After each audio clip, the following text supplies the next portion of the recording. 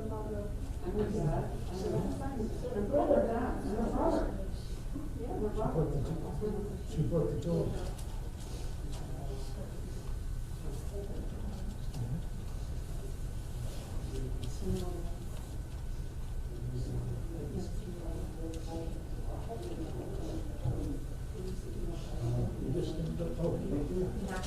Right. He does. It's right for Passover, and we need to go there. Sounds like a too much fun.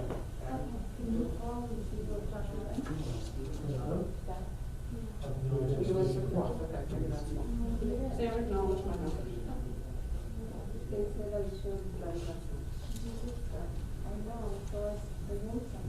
So I got fish and chicken in the fish and I do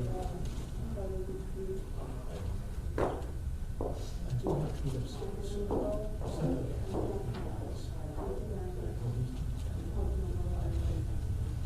don't think but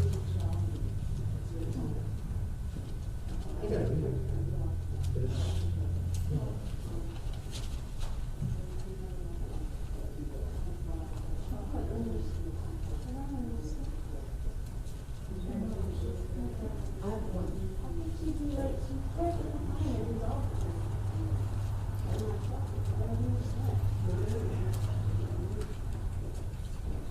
Aaron says that when somebody falls down, a lot of times because it's a heart attack.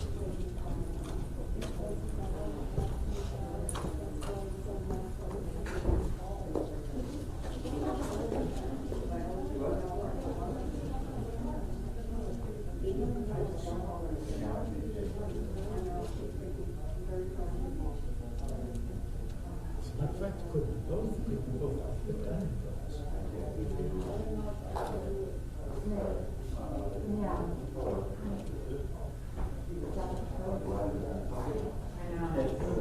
But she was in a non-COVID area. She was not COVID.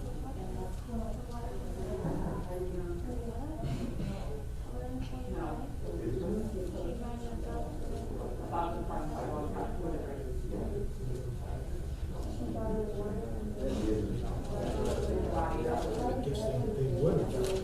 She went home.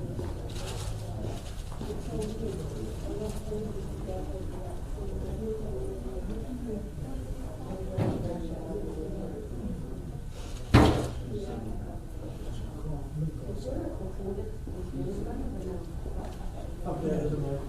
Who's up there?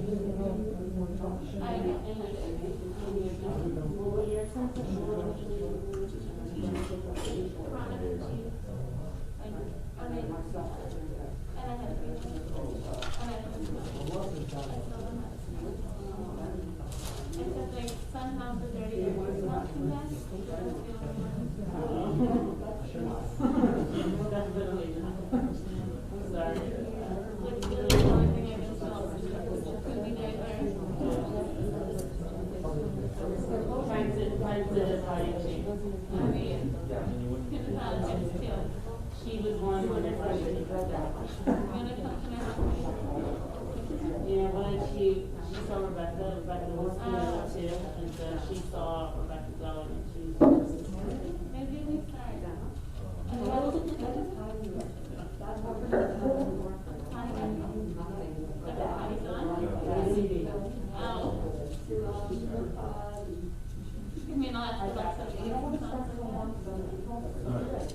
right.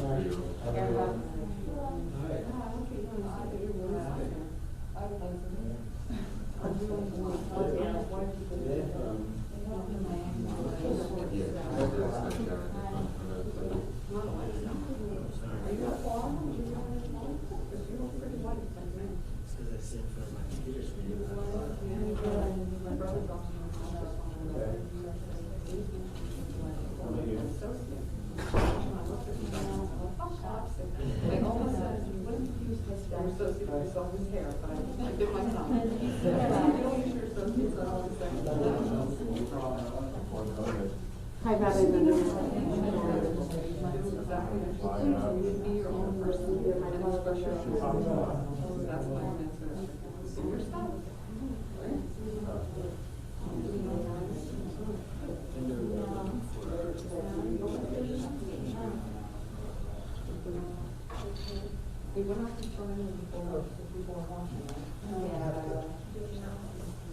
She gets more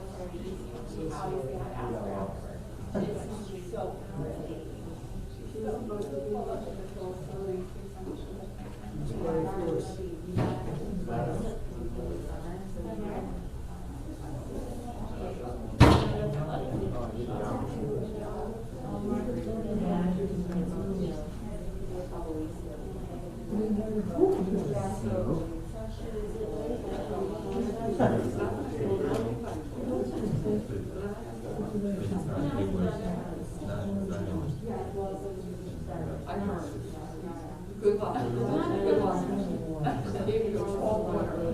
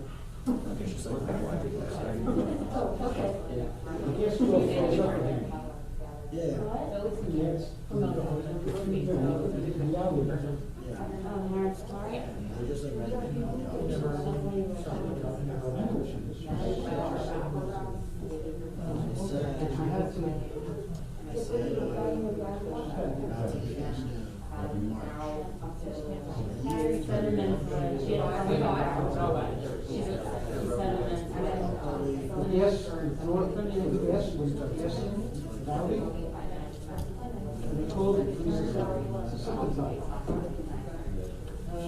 Chelsea, somebody.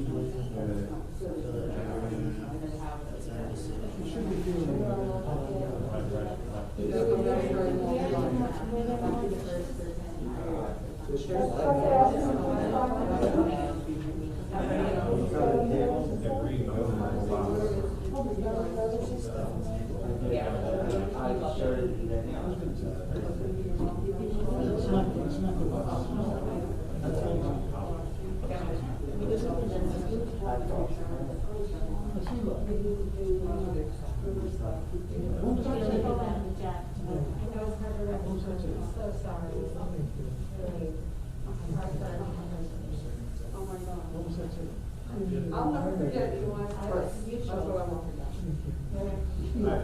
When you let, when Rebecca was born, and then you just getting on the hospital. We're not gonna make our, we're not gonna go for it. She did a good job.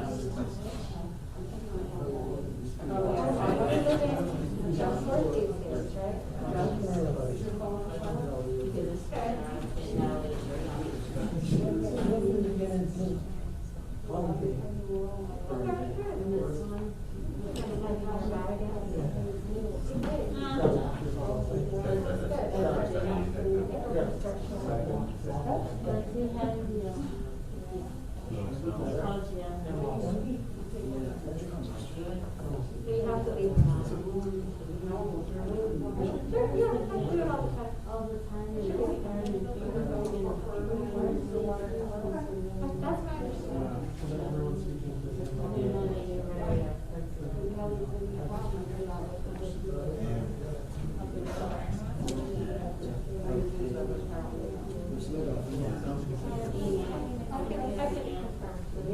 No, it's fine, it makes more sense.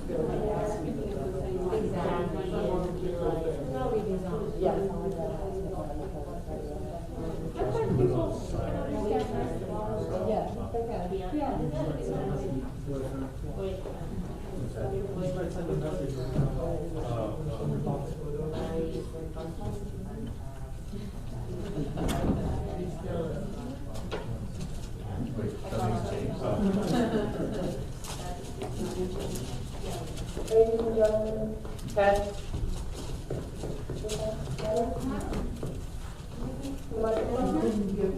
Microphone? Yes.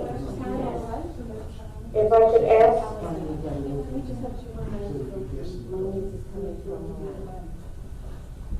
I would ask everyone to please turn off all cell phones or electronic devices or place them on silent, please.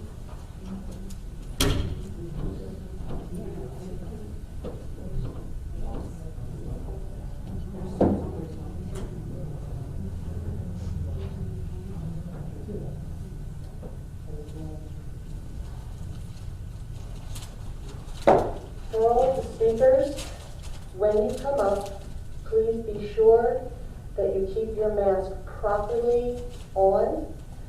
Speak clearly. You will be heard on the live stream as long as you're speaking into the microphone.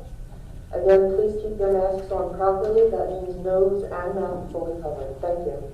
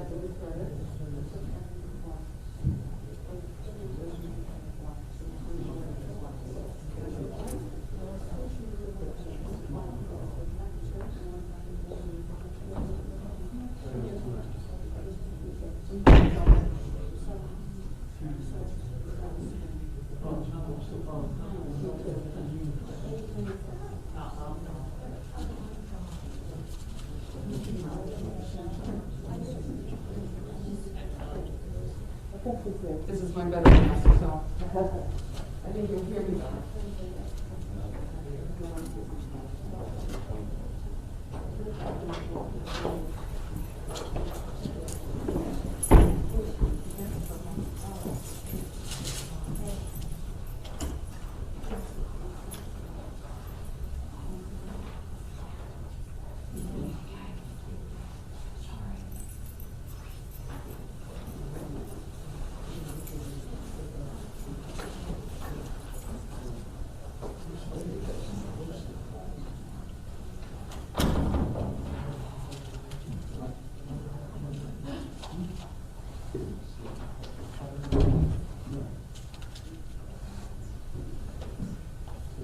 Tirachem al banim, richam Adonai al Yareach.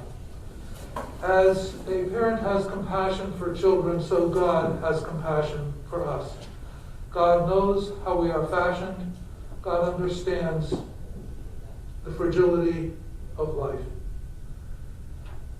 God's compassion is everlasting. God's kindness to children's children endures age after age, unchanging. We always begin our service with Psalms. Psalms are the oldest prayers that we have, the oldest liturgy going all the way back to the time of the Bible. And in that way, we're going to link the life of Nelly to 3,000 years of Jewish tradition, the people Israel, and the eternity of God.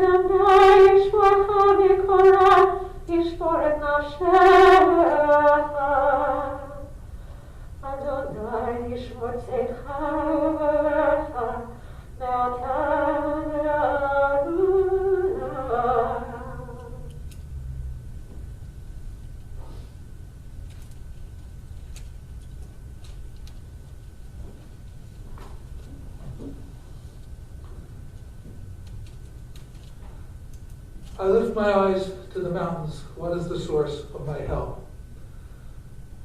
That question is the beginning of the psalm, and the rest of the psalm offers an answer. The source of my help is the Lord, creator of heaven and earth. He will not let you falter. Your guardian does not slumber. Surely the guardian of Israel neither slumbers nor sleeps. He's at your right hand to protect you. The Lord, your keeper, gives shelter. The sun will not strike you by day, nor the moon by night. The Lord will guard you from all harm. The Lord will preserve your soul. He will guard your going and coming from this time forth and forever. Mizmor LeDavid, another of the Psalms of David. Adonai ro'i lo echsar binot deshe yarbitzeni, amei menuchot yenahaleni, nafshi yeshoved. Yancheni v'maglo tzedek l'ma'an shemo, gam ki elech begetz al-mavet lo irara, ki ata imadi. Shiftecha mishantecha hemir nachamoni, taroch lefanai shulchan neged zodorai teshanta b'shem eroshi, kosi devaya. Ach tov v'chesed yirdefuni kol yemei chayai, v'shavti b'veit Adonai, la'orech yamim. Those are the Hebrew words of a psalm we know so well from settings such as this. Psalm 23, we sometimes call it the Shepherd Psalm, and I know that many are familiar with it and can recite it from memory. So please, feel free to recite with me. The Lord is my shepherd, I shall not want. He maketh me to lie down in green pastures. He leadeth me beside the still waters. He restoreth my soul. He guideth me in straight paths for his name's sake. Yea, though I walk through the valley of the shadow of death, I will fear no evil, for thou art with me. Thy rod and thy staff, they comfort me. Thou preparest a table before me in the presence of mine enemies. Thou hast anointed my head with oil, my cup runneth over. Surely goodness and mercy shall follow me all the days of my life, and I shall dwell in the house of the Lord forever.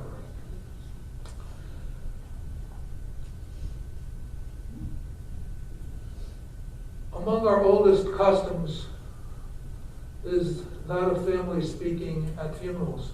We can trace that all the way back to the book of Genesis, where at the passing of the patriarchs and the matriarchs, it is members of the family who come forward to speak. So we will honor that ancient tradition today and hear from generations of Nelly's family. Sharon is going to begin.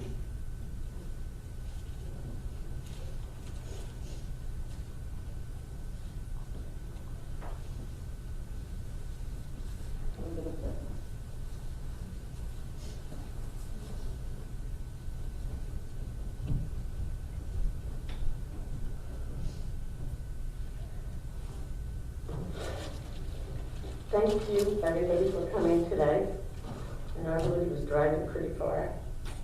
California, Long Island, Florida. First, let me say that my mother was the public speaker in the family, not me, but I'll do my best. My mother was an incredible person. She was unstoppable, as everybody who knows her knows. She was always caring about so many people and about learning. She was always there for me, even when I thought I didn't need her. And then she was there, and I realized I didn't need her. And she was so proud of this huge extended family. She told me about every visit she had and every phone call with my kids. And then Josh and Danielle, even though she didn't really understand what they did for a living, she bragged about it anyway. She loved having her two personal doctors, Mark and Harry, that she could call at any time. And she loved the fact that Amy was always coming down with the girls and Eli. She loved them. And I heard so many things, I feel like I was in their house with them all the time. I have a lot of random flashes of my life with her. So the first time I saw nude mail was when my mother took me to an art class filled with nudes. And there was a big nude mail sitting in front of me, and I was the only one who looked nervous. It was a real learning experience. She always wanted us to have a lot of art and culture, whether we also realized it or not, and it was passed down to my brother, to me, to our children, and I hope it'll be passed down for many generations. She was very interested in art, and she made it a part of our lives. She was also very charitable and very generous with whatever she had. When the Russian refuseniks came to the country, I think it was the 70s or 80s, she was constantly finding food for the Russians, finding apartments for them to live in college, finding furniture for them, finding televisions. And I'd be at the house one day and there were a couple strange Russians would show up. They were eating dinner with us. She was so unstoppable. She'd find an author like Jerzy Kosinski from The Painted Bird, and the next thing I know, he was at our house for dinner, and later on in a basin trying to get me to get high. So these are people that my mother befriended.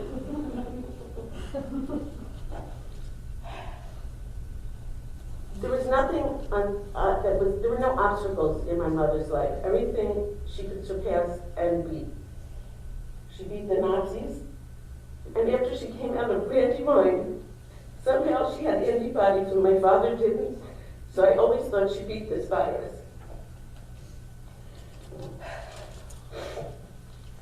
She always wanted me to be exposed to so many things and so many diverse people in life. She was always hosting little dinner parties from Chinese girls from Penn or students from different places, Indian students, Chinese students, and had all these wonderful things and beautiful cards and notes that she always wanted to share. She never stopped educating herself, and she was always recommending books and movies and cultural things. I think for the first 5 years I lived alone, I kept getting the New York Times. For some reason I thought it was a mistake, but she ordered it for me.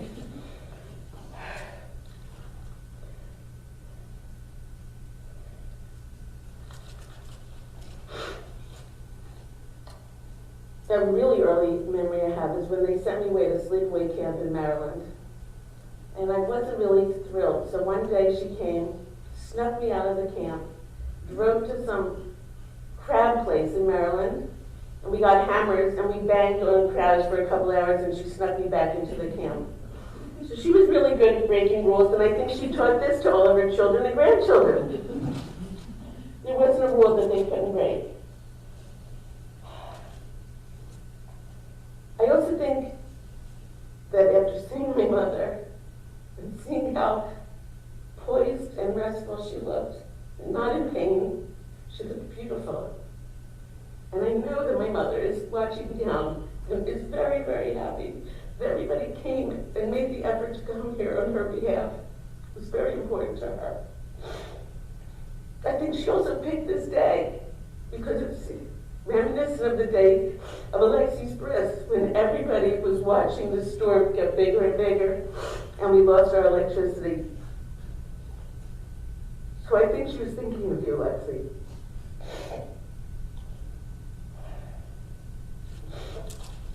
So, in conclusion, I'm going to keep this short and sweet, or shorter. I want to say thank you. I love my mother so much. And I, just like everybody else, would argue with her and yell and scream, but I loved her, and she was always there for me. The last thing, in December, I was shopping for a fur coat, and she called, and I was thinking, should I buy this or not? My mother said, buy it, buy it, buy it. So, that was my mother. Okay, thank you.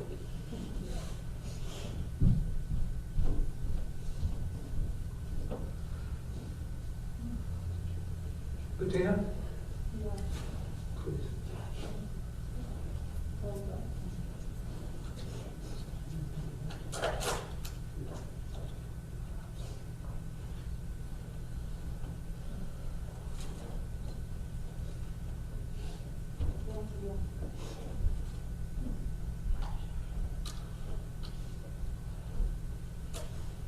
I find talking about my sister quite difficult because of all the roles she has played all her life.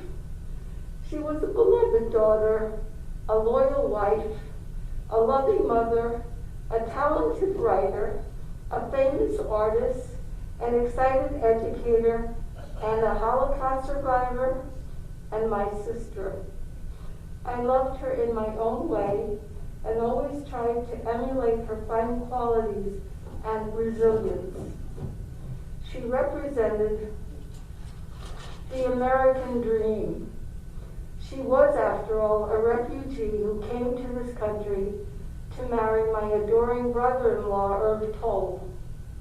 She raised two amazing children, Jeff and Sharon, and witnessed the birth of 5 astounding grandchildren, Sasha, Stefan, Alexei, Danielle, and Josh, and now 2 beautiful great-grandchildren, Belle and Violet.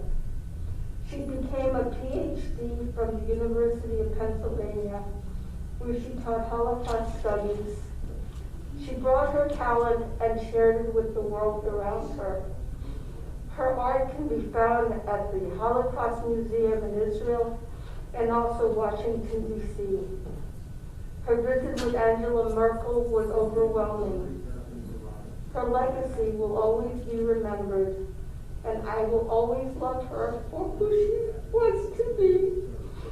My big sister, a survivor, and a light in the darkness. Thank you.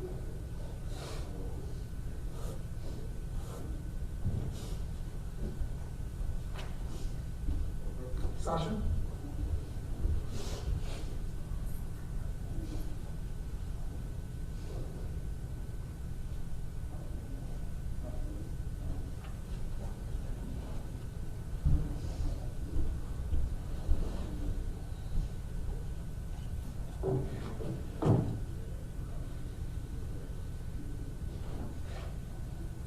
That's a great rough start already.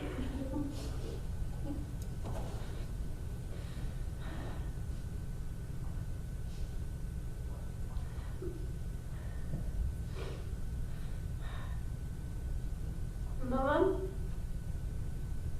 I am at a loss of words to tell you how much you meant to me. When I was growing up, you were like a second mother to me.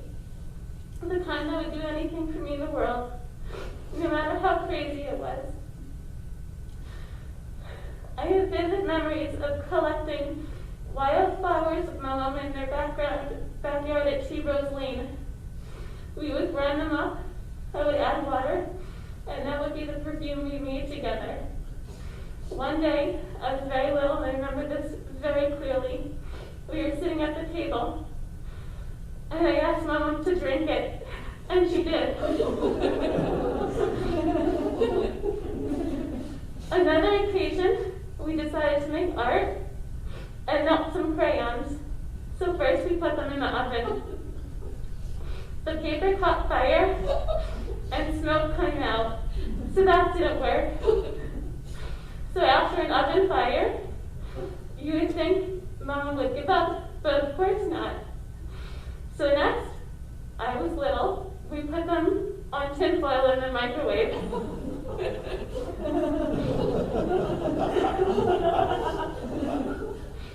Sparks flew. The microwave also caught fire. The mom opened the door, blew out the fire, and said, "No big deal, look, the crayons melted." Papa was not home, I don't think. You had to be careful what you told Mama, because Mama was a type of grandmother who, when you were upset, she felt all of your pain significantly more than you did. If you told her you were lonely or you didn't have weekend plans, forget it, Mama would pick up the phone and try and make calls on your behalf. But that also meant that when you were happy, she experienced your happiness as if it were her own. When I had Belle, I saw another side of Mama I hadn't seen in years. When Belle was around, Mama immediately became a child again. She could be lying in bed all day with pain. I'd come over with Belle, and she'd immediately drop to her floor, crawl around the floor, and roll around to make her laugh.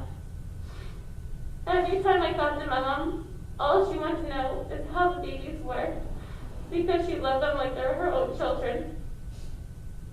Mama, you're such a strong, inspirational woman, and have made the world a better place by sharing your story and educating hundreds of people along the way. I don't understand how you grew up with so much pain and still had so much to give, so much love to give. I only wish that we had more time to see you and spend time with you this year, and the pandemic robbed us of that. I wasn't ready to lose my biggest champion of life, and the woman who told me it's great to be an opinionated and successful woman. I love you so much, Mom, and I will always miss you.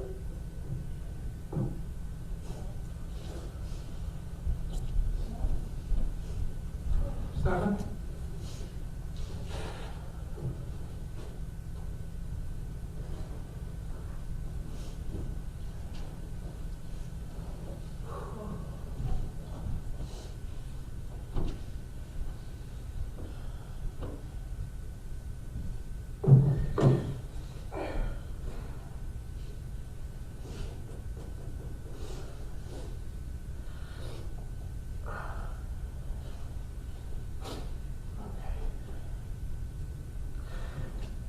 So in the Jewish religion, they say that when someone passes, the neshama, the soul, sticks around for a little bit. And so ever since I found out about Mom, I've been talking a lot to the air. And I think if there's anyone in this world that I had a spiritual connection with for a long time in my life, I think it's my mom. And I think she can hear me. I think she can hear all of us. And I think she's with all of us today. Almost everyone knows how close I was with my mom, but I don't know if everyone knows why and how that came to be. So I was about 18 or 19, and I didn't live at home that summer. And two things happened. I wasn't living at home, and Mama got me an internship with Judge Wismer. And so for that summer, I lived at my mom and papa's house Monday to Friday, and that was our summer. That was me and my mom's summer, and I would wake up every day, I would drive to work, and then I would come home and I would tell Mom, what the judge said and what I learned, and we'd sit and we'd talk for hours that summer in that room on Milford Circle. And Papa would tell war stories. I would provoke him to tell more, and then Mama would tell stories about her childhood and her experiences and her coming to the United States. And the three of us got so close that summer, so close. My mom became, basically my second mom. I was there 5 days a week. So she had so much love to give, whether you were sad or happy. My mom was there. And something I wanted to mention is she had such a way of speaking where she could be the honorary speaker at an event, or in Ohio when they built an entire museum around her book. And still, when you would talk to her, she would pull you aside and make you feel like you were the most important person in that room. No matter what, the whole room was buzzing and articles and people taking pictures of her. And she just was like, so, are you okay? Is everything, are you happy? Or do you need anything? What's going on in your life? And my mom just was so special. And I never felt that feeling before that summer that I lived with my mom. I would come up from the stairs from the basement. I don't know if you all know. She called it my room. And even though it was a pull-out couch in the basement, I felt like a king living there, because Mama would greet me with whitefish, toast, and orange juice, and apple juice, and water, and coffee. She wanted to know how I slept. She wanted to know what was going on, if I was happy, what I was thinking. She just cared so much. She cared so much. And so maybe once or twice a year, for many years after, I would do that. I would stay, and I would fly from wherever I was, Pittsburgh or Florida, and I would live with Mama and Papa for a weekend, and it was beautiful. It was really beautiful. I would wake up to the whitefish and the toast, and then we'd see a movie. And my mom always insisted I pick the movie, and whether she liked it or not, we would get something to eat after, and she would tell me how much she loved the movie, because she just wanted to make me feel good, and made me order matzo soup every time we went out, because she knew I loved it.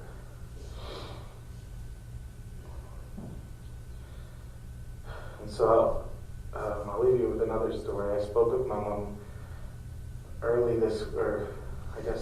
late last week, and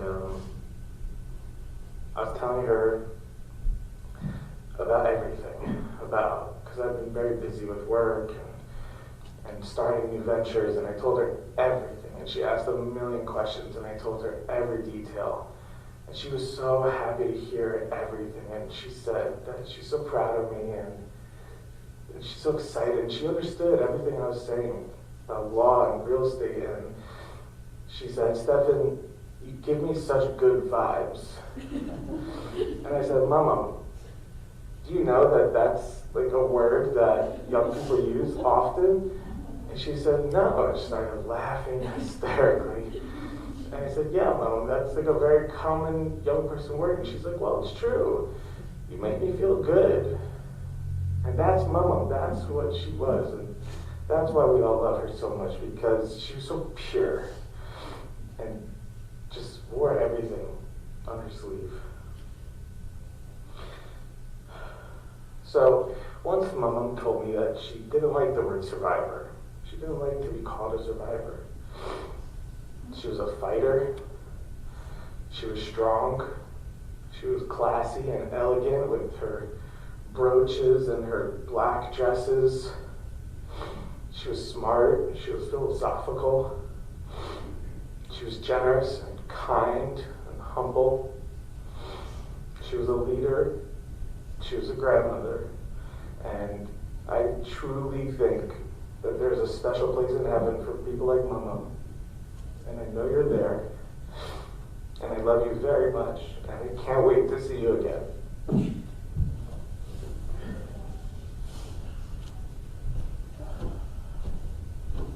You know?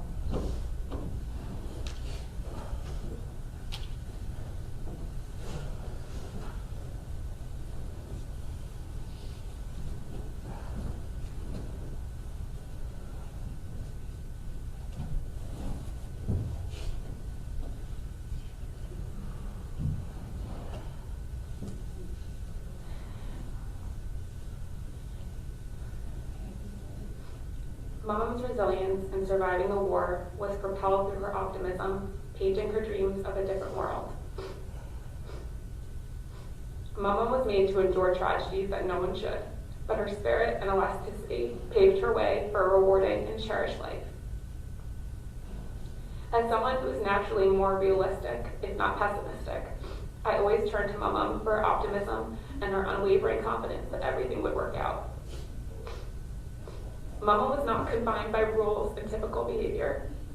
My earliest memories of Mama was when she was at my house in Livingston and we painted together. There were sunflowers in the vase in my kitchen and we decided to paint the still life. I am someone who always colors in the lines and does not stray from the rules. So when Mama insisted that we both paint with blindfolds on, I thought she was absolutely crazy. I begged her to keep our eyes open. She explained that this activity did not need to be so rigid, but instead a way to imagine the flowers and freely paint how we were feeling. Needless to say, the painting was no masterpiece, but it was so liberating for me to just ignore conformity and simply enjoy myself. I especially look forward to weekends at Mama and pop-ups. We had a special summertime Tea Rose Lane routine. We would play rummy on the couch, go to a local museum or drive to Philly, eat at Vito's, the corner shop pizza place. We would usually end the night at the movies, Pop-Up's favorite activity, and without fail, Mama would fall asleep and snore 5 minutes into the film. She always denied she fell asleep and would claim she loved the movie. Then we would go back to the house, and Mama would tuck me into my dad's childhood bed, and she would tell me a made-up nighttime story and rub my back. She would rock me like I was a little girl, and I loved every minute of it.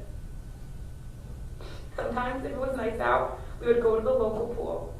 I was enamored by the high diving board there, and she would cheer me up. She would cheer me on every time I jumped, and she would reward my bravery with loads of funnel cake. Mama loved culture and immersing herself in diverse creative endeavors. She loved drawing and painting and travel. Trips to China and India allowed her to explore different cultures, which further expanded her horizons. She always shared stories of the interesting people she bonded with on her adventures. No matter where she went, she always came back with gifts and souvenirs for me.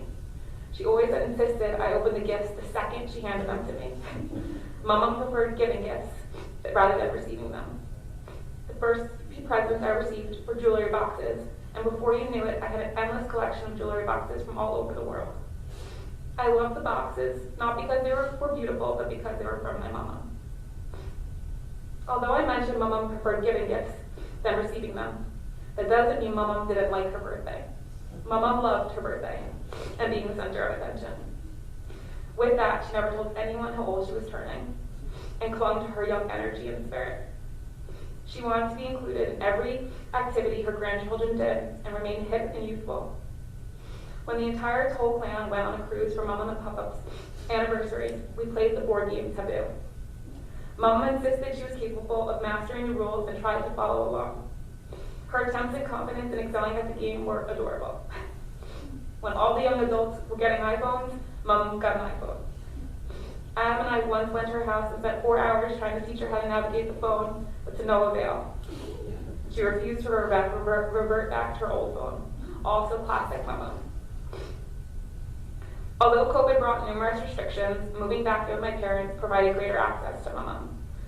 Mama would arrive to our house, head to toe in black, with fabulous costume jewelry, with either a perm or a blowout. One time I remember she was wearing a cheetah skirt, and I told her animal prints were so in and how hip she was.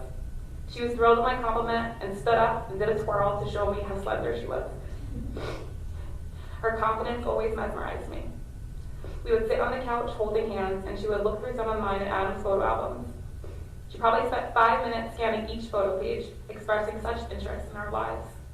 She was genuinely intrigued and would ask endless questions and soak up my every word. Then when we would get ready to join the dinner table, she would whisper to me, sit next to me, and I always would. I was her Danielka, and she wanted to be by my side. What really meant the most to me was the sacrifices she would make as she got older to see me. Mama would trek from South Jersey to New York City on the bus to see me and experience the exciting vibe of the city. She would drive to the bus stop in Cherry Hill, climb aboard the coach bus, arrive at the bus station, and find a taxi to our meeting point. We went to Broadway plays, museums, lunches, and dinners. She would always hand me the check after we ate and ask me to handle the tip. If you know Mama, you know math and bus schedules were not her forte. Once Papa and Mama decided they liked Adam, they would drop not so subtle hints for a proposal. Mama always made me feel so special and cherished, but I felt it the most on my wedding day. Mama was so excited to be present and did not leave the dance floor. She did the limbo, not once, but 3 times, thank you, Stephen, and was truly a kid at heart. As an adult, I am privileged to have really known my Mama, and not only as a grandmother, but as an incredibly special person who impacted my life and helped shape my identity. I love you, Mama, and I'll miss you every day.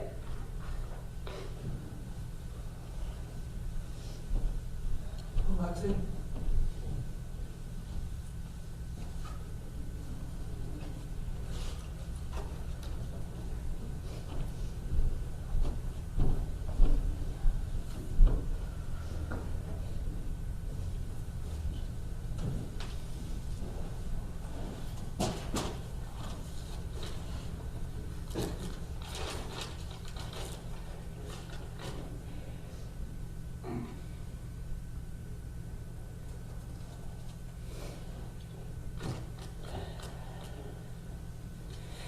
Good afternoon, everyone. Thank you for your well wishes, your love, and your support. It's hard to imagine that someone who was born into a world filled with such overwhelming hate could grow up to be someone with such overwhelming love. Literally moments before Mom's last breath, Mom called the nurses to her shared hospital room because she was concerned that her hospital roommate didn't have enough water. I know you can all picture her pointing to the nurse and then pointing to the curtain next to her. And that's just who Mama was. She gave everyone in her life so much love, and it often came in the form of questions. Alexunia, did you bring a jacket? Alexunia, are you making any new friends in law school? Alexunia, are there any new girls? Alexunia, how is your leg? after every surgery. Do you want me to come over and I can help you? Alexunia, are you hungry? Do you want whitefish? Which is very funny that everyone keeps talking about whitefish. And all of my friends that have met Mama have met her through the form of a whitefish sandwich. With every question came another ounce of love. As many of us know, after hours of conversations in person and over the phone, those ounces of love were endless. When you think of a role model, you think of someone you want to emulate, someone whose role you want to adopt as your own. Mama was more than a role model because her accomplishments in life simply could never be matched. Mama was strong. She was a Holocaust survivor. She turned a childhood of darkness into beautiful, internationally recognized prized pieces of art. Mama was smart. She was witty and intelligent. She wrote books. She earned her PhD from Penn and went on to be a successful college professor. She loved to travel and speak, and I'll miss the stories that she told. Like the time my mom fed Uncle Jeffrey marbles, the time she stuck the neighborhood bully's head in the snow, the time she tried to bribe a police officer out of a ticket, and then she assured you and me that it wasn't a bribe, it was just a gift. As much as Mama loved to share her stories, she always listened to yours. Even if it meant she pretended she was interested when she wasn't. She listened when I would explain to her what a touchdown was, what Game of Thrones is really about, and even recently as last week, we discussed my new job at length, and she wanted to know the soup to nuts process through what an IPO was. As far as I can remember, today is the saddest day of my life. But with every tear I shed, every moment I realize this nightmare is reality, I cannot help to grin and to immediately think of Mama's contagious laugh, followed by an oh boy shemay. Through this love and laughter, Mama never let the world's evils stand in her way. She turned every negative into a positive, every wrong turn into a new path, and every setback into a new opportunity. Today, Mama, I want to answer a few more questions as we say goodbye.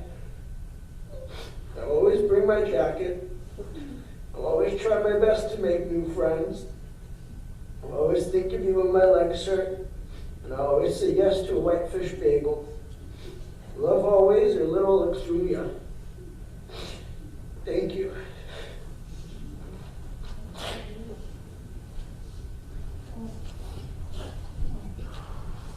Joshua?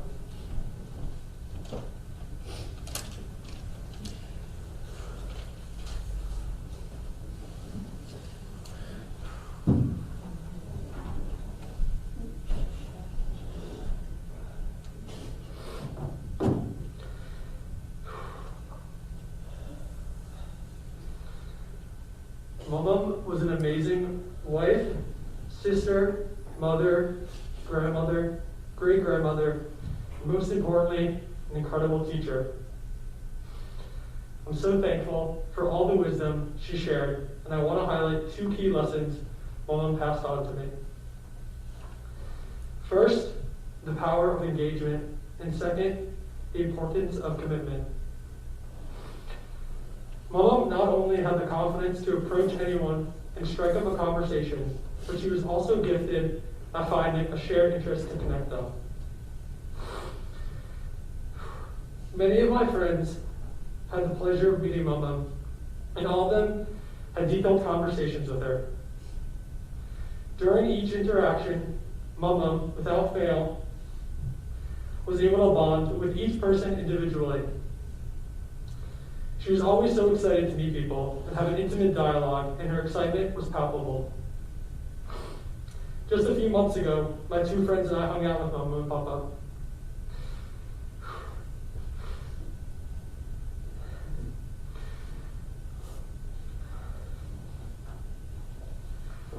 My friend noticed a piece of art and asked her what her inspiration was.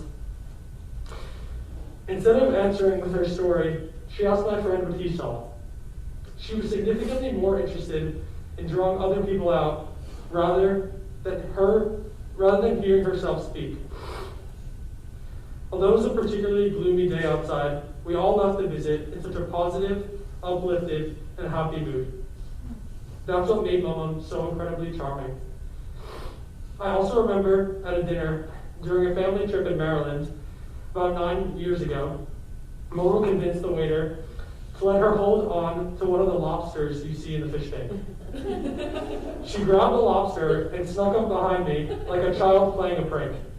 Just picture Mama holding a lobster. She was loving it. During each phone call I had with Mama, she would ask about any career updates to report. She genuinely cared what was going on in my life and was eager to hear new information. We all know Mom didn't have the best memory, but she made a conscious effort to remember the current status of the new clients I was pursuing. Each time we spoke, she would ask detailed questions, and after each conversation, Mama reassured my confidence. Charm and excitement made my grandmother a magnet whenever she entered the room. People were quite literally drawn to her. It was much more than a spark because she leveraged her energy in a committed way to achieve excellence. Mama, an immigrant at 19 years of age, received a doctorate from an Ivy League university. And even though I don't totally know how she did it, what I do know was that she went above and beyond to accomplish her goals, even when the odds were heavily stacked against her. Her commitment extended to me on a personal basis. Although she was experiencing terrible back pain, she refused to miss my college graduation in Ann Arbor, Michigan. She lay down on the quad in 40-degree weather to alleviate her pain and never once complained. Instead, she harnessed her energy to celebrate my accomplishment. In typical fashion, Mom lost her bag and forgot to pack a winter coat, but she was still there, smiling and cheering me on. Mama, of course, had many of her own milestones. She excelled through hard work and commitment. She set her mind to something and did it. She survived the war, moved to America, married the man of her dreams, got a doctorate, wrote a book, raised a family, and motivated thousands of others to fight against discrimination. When Mom entered the room, she changed you. It was truly a gift. She used her art and words to subtly, and sometimes not so subtly, shift your perception in a measurable and positive way. Her journey and spirit will always motivate me as I pursue new endeavors. I want to end with a quote from Maya Angelou. People will forget what you said, and they'll forget what you did, but they will never forget how you made them feel. Each conversation I had with Mama, I left with a new appreciation. Mama impacted how I felt, and that's something I will always remember and carry on with me. Mama, you're an extremely powerful force in my life. I was privileged to have a grandmother who cared so deeply. I love you and miss you today and always.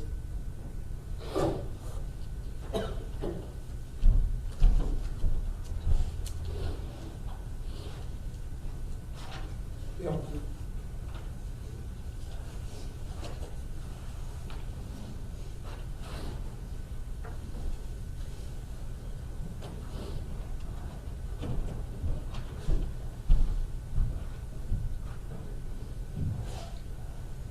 Not many daughter-in-laws move in with their mother-in-law and live in their husband's childhood bedroom. But when I set off to graduate school, I became one of the lucky few. Needless to say, it was both a challenge and an opportunity. I learned valuable life lessons from Nelly. The first is how special a marriage could be. There was a deep and unwavering love between Nelly and Irv. The two most opposite individuals one can meet had an unbreakable bond. Of course, there were exciting, powerful fights. 99% of the time, Nelly was the source of the issue. She could not remember her address, phone number, bank account, to stop at a stop sign, turn right only from the right lane. But Irv stood by her, and in return, Nelly forged an accounting practice for him with 0 math skills. She could tell you about the most obscure artist, author, but she could not boil water or answer a mobile phone without disconnecting you. She was an exciting force of nature and an enigma all at the same time. You could get really upset with her, but you couldn't stay mad, because you knew she was your champion. Living with Nelly, I quickly learned she would be my #1 cheerleader. When I was feeling overwhelmed with my schoolwork, she immediately told me that she was confident. I would ace the exam, presentation, course, and had nothing to fear. It is Nelly's optimism that truly set her apart. As a young girl, she lost her possessions, her home, her brother, her father, and she lived in a small hiding space. There, rather than remaining bitter and deflated, she turned to painting and discovered her talent and passion for art. Her canvases depicted a colorful and carefree life. Her optimism shone brightest with her family. She inspired Jeff and Sharon to be attorneys. I would say with Jeff, it was more Nelly convinced him of his path. With Sharon, she traveled to New York, smiled at every doorman and concierge, and returned to Cherry Hill having secured a prize apartment for Sharon. No was not something she accepted. She viewed it as the first response to a yes. Her optimistic spirit was something she shared with her grandchildren, Sasha, Sam, Stefan, Alexei, Danielle, Adam, and Josh. She believed in them, whether it was getting accepted to high school, college, law school, landing a job, or finding the next musical artist. Nelly had 100% faith in her grandchildren. She asked engaging and probing questions about your life and truly cared about your response. She often asked me to read her essays I was working on, and no matter if it was a first draft or a final version, she asked me to send it to her framed. She made me feel special. On Monday, I shared with her some exciting news. My client had been accepted to the #1 vet school in the world. I think she was actually more excited than my own client. She made me, Jeff, my children, my nieces, my nephews, my sister-in-law, my aunt, truly believe that we could do anything. But what I respected most of any of Nelly's qualities was her commitment to advocacy and being a voice for the 6 million Jews who perished in the Holocaust. As a child who was silenced and had no voice, she was determined to never be a bystander. Instead, she would write award-winning books that told her story and lecture worldwide on discrimination and the devastation it caused long before it was in vogue to do so. She faced questions from her audience that sometimes made her physically wince, but she remained calm and used the opportunity to educate ignorance and change her perspective. She relived her own nightmares to help ensure others would not face the same fate. She encouraged me to become a second-generation moderator for Survivor Speaks to help carry her story and those of others. I hope I will do her justice and help carry the flames she ignited. Nelly was a legend. She did the things we all promise ourselves that we will do. She fought against injustice, placed herself in situations many would run from, and took a stance to right the wrongs and change the world. I will miss you, but most of all, I will try hard to honor your memory and legacy. I love you and promise we will never forget you and who you were.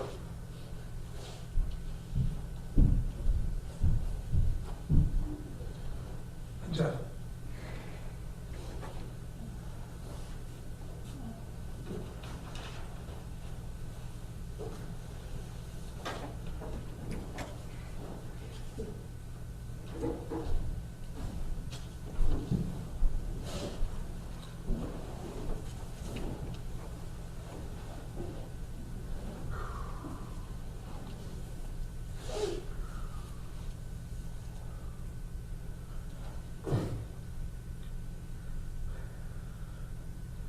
You know, my mother, are you happy that we're all celebrating her?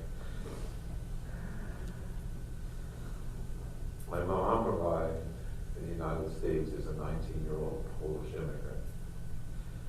She wanted nothing more than to be an American. She captured the Statue of Liberty in its shining glory in one of her art pieces.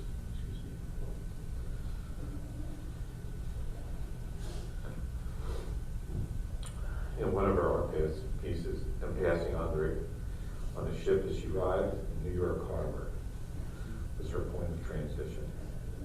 She learned English and acclimated well in her new world, meeting my dad and marrying him in a mere 2 years from her arrival to this country. But with all her efforts to be an American, there were certain telltale signs of her birthplace. She could never follow sports, something that my dad and I love. And oh, she tried. On her first date with my dad, they went to a basketball game.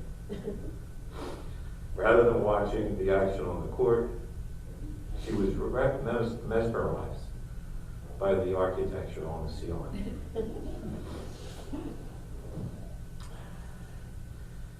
Although she mastered English at the PhD level, she never caught on to slang and sayings.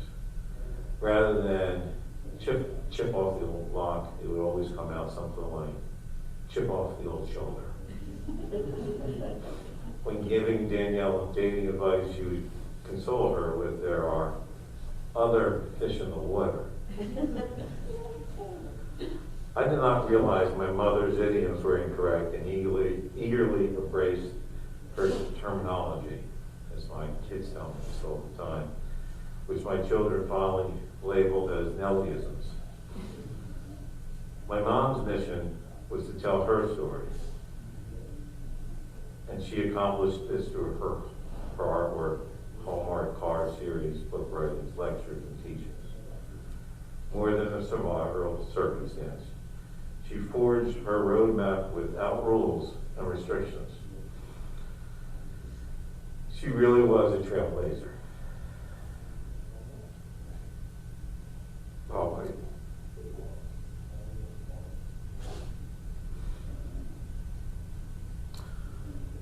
While my dad grabbed the cookbook and followed the Lake Bible, drove within the speed limit, and conformed to every rule, my mom painted freestyle on our basement walls, used newspapers to wallpaper our bathroom in mixed media format, and turned life-size dolls into room decor. This clash, and there were clashes, in approach between my mom and dad did not diminish their amazing love and marriage.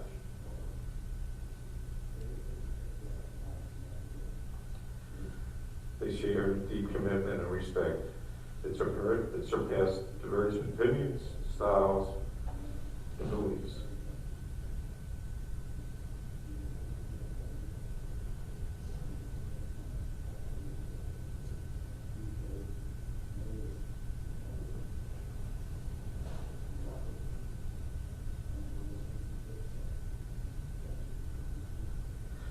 I adored my mom.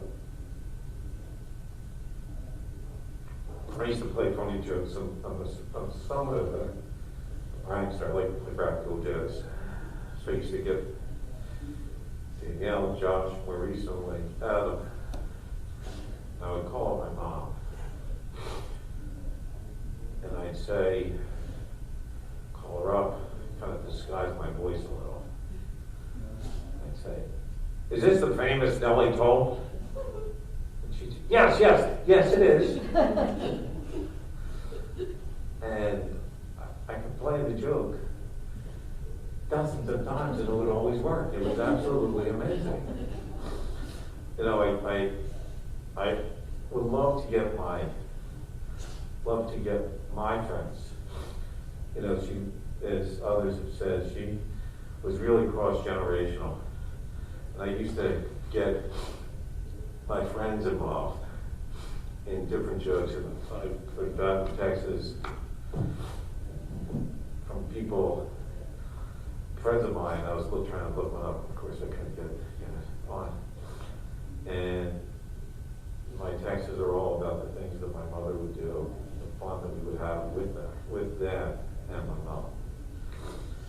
not to say, although I adored her, I was keenly aware of her quirkinesses and her nuances.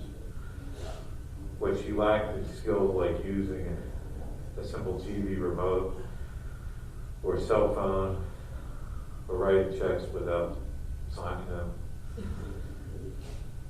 She more than made up for it in her resourcefulness and creativity, and I admired that. Rather than looking at the obstacles, she found ways to obliterate them. She never sweated the small stuff and kept her eye on the prize and what a gift it was. My mom was at her best as a teacher, whether it was small children at local schools or students at Penn.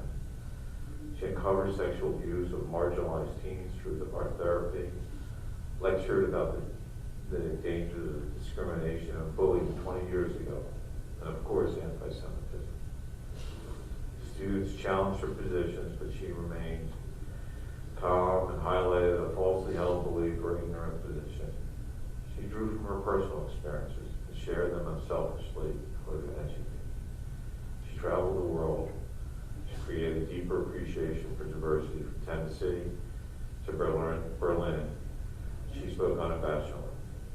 Her interaction with Chancellor Angela Merkel was, in fact, a highlight of her lifetime achievements. The opportunity to verbalize and confront what happened to millions of Jews at the head of the country, where the Holocaust was a vision to carry out, as you could imagine, was the culmination of the work. My mother really was a force of nature. She will be sorely missed. She connected with everyone around her, regardless of generation, professors, colleagues, students, to strangers. Her love for my dad and her entire family serves as a role model for all of us. But you know, my mom was not about tears and regrets over opportunities missed. She pursued interests with the zest for life at 80 that many 20-year-olds would envy. If you knew her, as we all do, we'll honor her memory with a smile and a positive word, encouragement for someone to care about. I know that this is what she would do. I love you, Mom. I'll miss you. I'll think of you every day.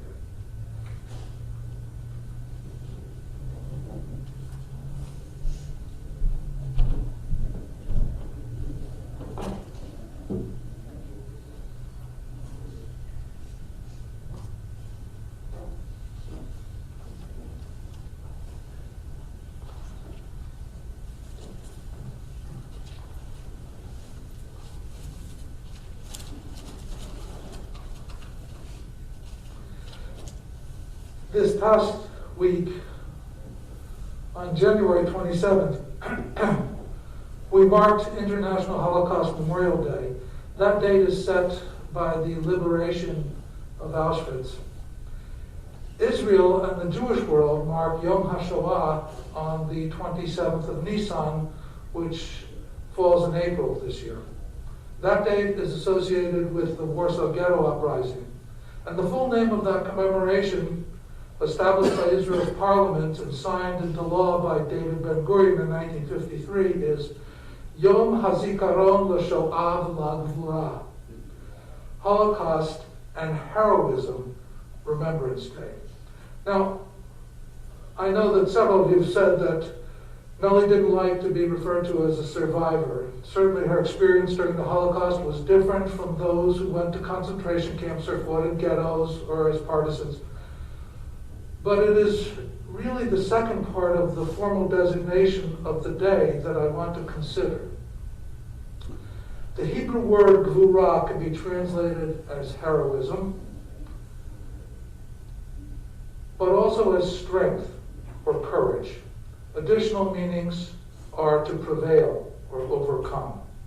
The truth is that Nelly did survive the Holocaust. But the greater truth is that her strength of spirit enabled her not only to get through those difficult years, but to turn the experiences into meaningful lessons that have touched so many lives. That is a true triumph. When a young girl not only survives what Nelly experienced, but goes on to create a family, marries, has children, sees grandchildren and great-grandchildren, when family can speak of her the way all of you have, that is gvura. Her optimism, energy, zest for life, gvura. Her passion for learning and caring for people, gvura. Her book, her artwork, her mastering English, her doctorate, a triumph, gvura. The story that she tells in Behind the Secret Window is known to all of you. The happy pre-war childhood in a well-off, close, and cultured family. The journal she began in 1941 when the Germans marched into Lvov, being smuggled out of the ghetto to be hidden with a Catholic family and then smuggled back into the ghetto when it became too dangerous. The loss of cousins, aunts, grandparents, her brother, and her father, who first arranged for Nelly and her mother to be hidden with tenants in a building the family once owned, the apartment with the secret window. The watercolors that Nelly used to paint a fantasy world of bucolic scenes and walks with family, which are the counterpoint to what was happening in her world. I went back to the New York Times book review from September of 1993. I want to share one brief paragraph. The paintings are a kind of testimony not to what actually happened, but to the saving powers of imagination and undoubtedly of love. The proximity of a mother who, as these reminiscences make clear, tried to protect her daughter through a vision of a more benign future, must have been crucial to the survival of Nelly's soul as well as her body. In a world in which a rare fit of laughter might have deadly consequences, in which Nelly had to learn how to mask her identity and come to terms with so many deaths, she wasn't really allowed to remain a child, and yet she was able to keep vividly alive within her the images of a world filled with tenderness. That's gvura. That's heroism. That's courage. That's a triumph. And Nelly overcame more after she left the house with the secret window. She and her mother were preparing to come to the United States following the war. They learned that Nelly had contracted TB and would not be allowed to travel. Nelly, now a teenager, had to remain behind for treatment in Switzerland for 2 years before joining her mother and moving to Vineland, New Jersey. Then, a bit older, but still a teen, 19, she moved to Philadelphia, did factory and office work while she continued to learn English. Extraordinary strength of spirit, the will to prevail, courage to overcome. That is gvura. I love the story that I was told about how Nelly and Irv met. It was 1953, a Purim dance that Irv had organized as president of a Jewish social organization. She asked to meet the person who had put together the dance and was introduced to Irv, who told her that he was the president. She didn't believe him. She asked to see his ID. Irv says that he knew that night that he wanted to marry her. Her energy and charisma were so apparent, not to mention she was very attractive. The artwork, which he learned about later, her drive, that only added to it. They married in December of that same year. They made a marriage of 67 years. In describing it, their relationship to me, Jeff and Gilly said it was a true love affair. Anybody who saw them knew that. They supported each other throughout all the years. It was Nelly who encouraged Irv to go out on his own as an accountant, and she helped make his efforts successful by opening up the yellow pages and calling for clients. She was his PR department. And this despite the fact that you've all said that Irv was the practical one and she was the artistic one. And it's true. Irv took care of the family finances, and clearly everybody knows that Nelly had trouble with a TV remote and a phone. But part of her practicality was recognizing Nelly's talent and passion for learning. It was her who encouraged Nelly with her art and writing and supported her going to college when Sharon was already in school and Jeff was just finishing high school. Nelly would get a bachelor's degree, a master's degree, certification as a counselor, and eventually that PhD from Penn. She taught history, Holocaust literature, and practiced art therapy. She taught at a local day school. She taught college at Rowan, Rutgers, and Penn. Gvura. She loved teaching. She cared deeply about her students. She made real connections with them and they with her. They knew she was the real thing. Whenever she spoke about the Holocaust, she never failed to draw lessons about the dangers of prejudice or bullying, the importance of understanding and compassion. Nelly was herself a lifelong learner, whether it was from the museums she visited, the books that she read, or the places that she and her traveled, the whole world really. Nelly and Irv were also involved in the Jewish community. TBS, Temple Beth Shalom, was an important part of that. What I have here is the family file from our office.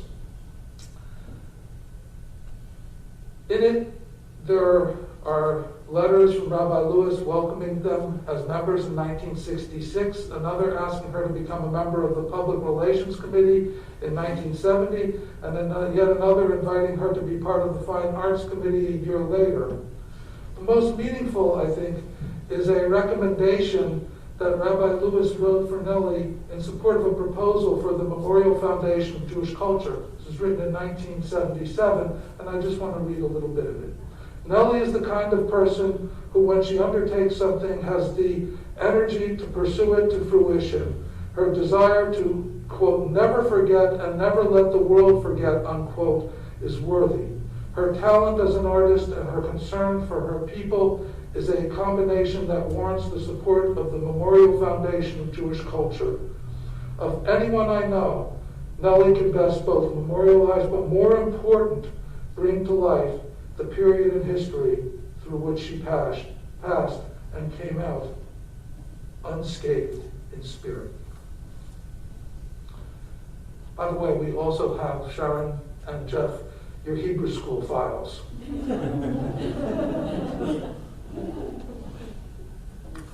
My own experiences with Nelly were mostly at services and classes at TBS. She would ask penetrating questions, share meaningful insights into text or history or current events, and she was never hesitant about speaking her mind.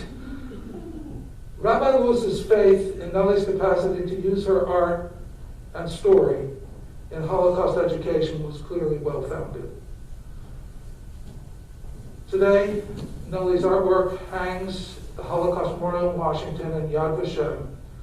An Ohio museum created a traveling exhibit of her work, and that exhibit still travels the world. Her book has touched more people, and especially more children, than we can possibly know. And still, with all this acclaim, she considered one of her highlights was an exposition of her work at the Goodwin Holocaust Center here in the local JCC.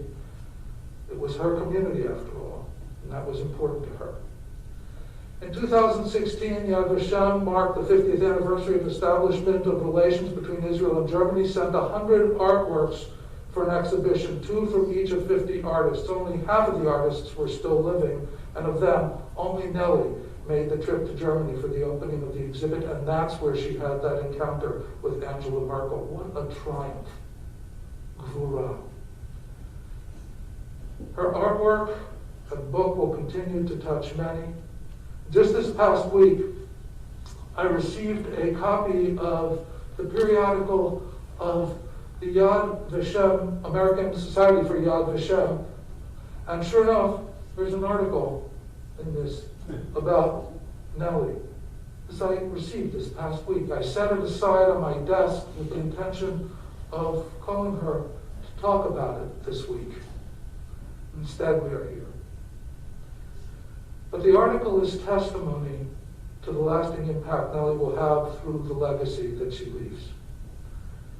You, all of you, are surely the most important part of that legacy, the living testimony to her gvura, her ability to overcome what might have led many others to despair, and instead to lead a life that is a true triumph of spirit and soul.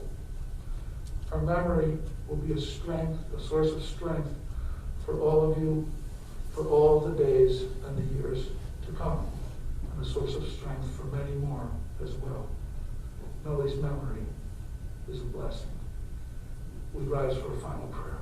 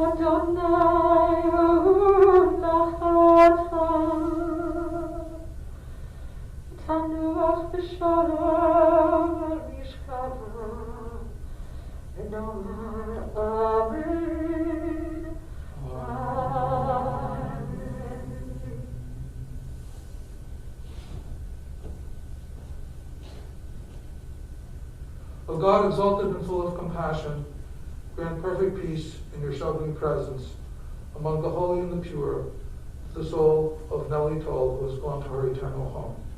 Master of mercy, we beseech you, remember all the kind, caring, and loving deeds that she performed in the land of the living. May her soul be bound up in the bond of life eternal with you, O Lord, as it is in the bond of memory with all who are here. You, O Lord, are her portion. May she rest in peace. And we all say, Amen. Be seated for a moment.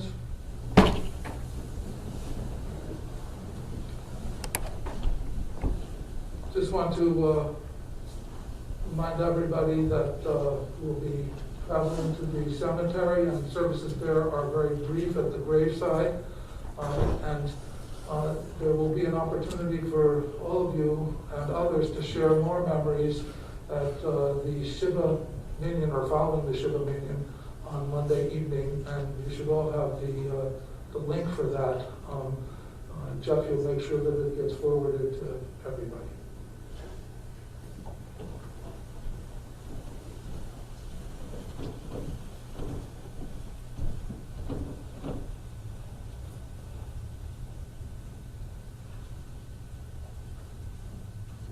I ask you to kindly rise once more. We will be silent if that's what Scott is saying, and I'll be continuing right on that. Thank you.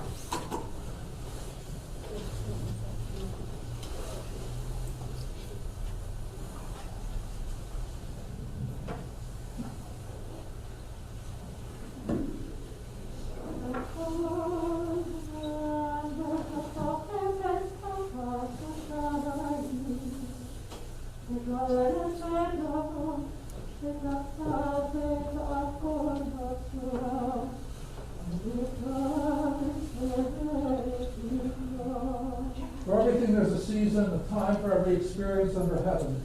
A time to be born and a time to die. A time to plant, a time to uproot. A time to tear down. A time to build up.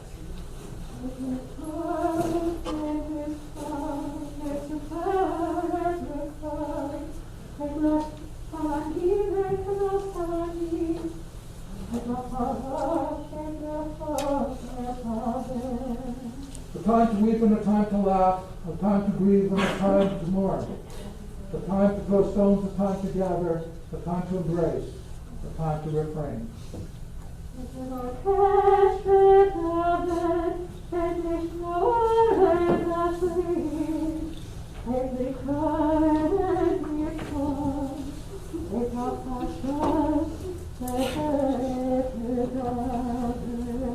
A time to seek and a time to lose, a time to keep and a time to let go, a time to tear and a time to sow, a time to keep silence and a time to speak.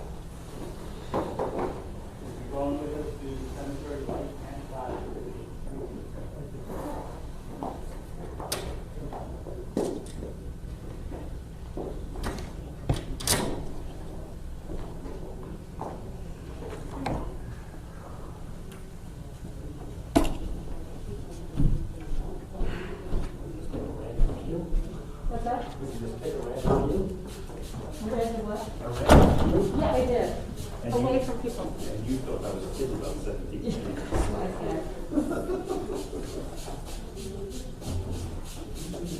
Dad, I just wanted you to have an extra number 20. You have more today? No. No, I did this after anybody really did this.